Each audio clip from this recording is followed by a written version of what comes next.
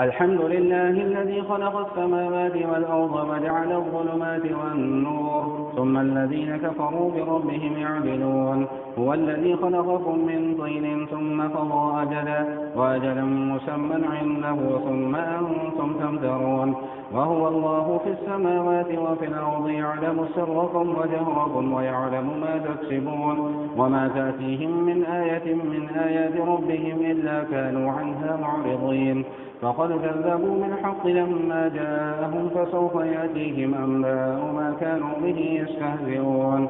ألم يروا كم أهلكنا من قبلهم من قرن مكناهم في الأرض ما لم نمكن لكم وأرسلنا السماء عليهم مدرارا وجعلنا الأنهار تجري من تحتهم فأهلكناهم بذنوبهم وأنشأنا من بعدهم قرنا آخرين.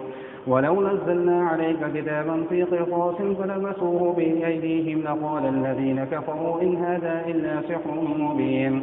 وقالوا لولا منزل عليه ملك ولو أنزلنا ملكا لقضي الأمر ثم لا ينظرون. ولو جعلناه ملكا لجعلناه رجلا وللبسنا عليهم ما يلبسون. ولقد استهزئ برسل من قبلك فحاق بالذين سخروا منهم ما كانوا به يستهزئون.